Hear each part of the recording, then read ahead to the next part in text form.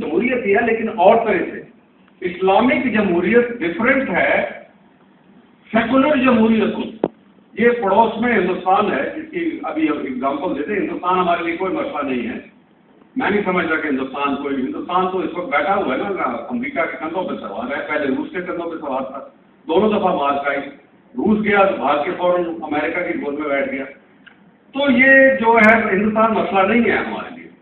لیکن سیکولر جمہوریت اور اسلامک جمہوریت میں فرق یہ ہے کہ سیکولر جمہوریت میں عوام الناس کی رائے جو ہے وہ نافذ کی جاتی ہے, اگرچہ وہ بھی نہیں ہوتی کیونکہ یہ سوڈو جمہوریت ہے. لیکن جو اسلامک جمہوریت ہے اس میں اللہ کی حکمرانی ہوتی ہے اور اللہ کی کتاب جو ہے اس کے اوپر سب کا ہمارا اتفاق ہے. ابھی جو تلاوت کی گئی کہ وَاعْتَصِمُوا بِحَبْلِ اللَّهِ جَمِيعًا وَلَا تَفَرَّقُوا, مت تفرقہ ڈالو, یہ چیز ہم میں کامن ہے. اب ہم اس میں تقسیم کا عمل کیسے کرتے ہیں؟ فرقہ واریت جو ہے وہ تقسیم کے عمل سے گزارتی ہے, ہمیں لڑاتی ہے. ایک کی مسجد دوسرے کی مسجد, فلاں کی مسجد فلاں کی مسجد. لیکن کیا سیاسی فرقہ واریت جس کو ہم سیاسی جماعتی نظام کہتے ہیں, کیا یہ تقسیم کا نظام نہیں ہے؟ کس بنیاد سے ہم لڑتے ہیں؟ گھرانے میں, بازار میں, گلی میں, کوچے میں, دریا میں, شہر میں, کس بنیاد پہ لڑتے ہیں؟ کوئی مسلم لیگی ہے, کوئی پیپل پارٹی والا ہے, کوئی جماعت اسلامی کا ہے, کوئی ایم پی ہے, کوئی ایم پی ایم ہے. یہ تقسیم ہے نا, تقسیم کا نظام ہے. اللہ تعالیٰ اس کو قبول نہیں کرتا. یہ کانٹرڈکشن آپ کو ریموو کرنی ہوگی. تو یہ صورتحال ہے ہماری. وہ آپ کو ایک اپرچونٹی مل رہی ہے. اپرچونٹی کیسے ملے گی کہ افغانستان میں امریکہ کو شکست ہو جائے گی انشاءاللہ. اس میں مجھے کوئی شبہ نہیں. میں ایک پروفیشنل اوپینین دے رہا ہوں. انہوں نے 2 شرط کی اوباما سے, بیچارہ بلیک مین ان وائٹ ہاؤس پھنس گیا وہاں پہ رضیہ گنڈوں میں پھنس گئی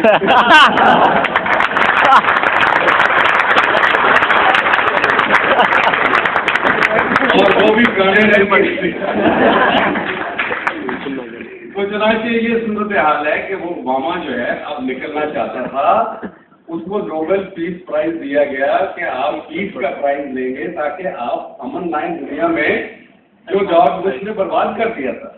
لیکن وہاں جرنیل کھڑے ہو گئے, نیو کون کھڑے ہو گئے, پینٹاگون کھڑا ہو گیا, ریپبلکن ڈائی ہارڈ وارئرز وہ کھڑے ہو گئے, اور سب سے زیادہ اسرائیل کی لابیسٹ اور انڈیا کی لابیسٹ مل کے انہوں نے کہا کہ جناب نہیں, آپ نے یہاں سے نہیں جانا.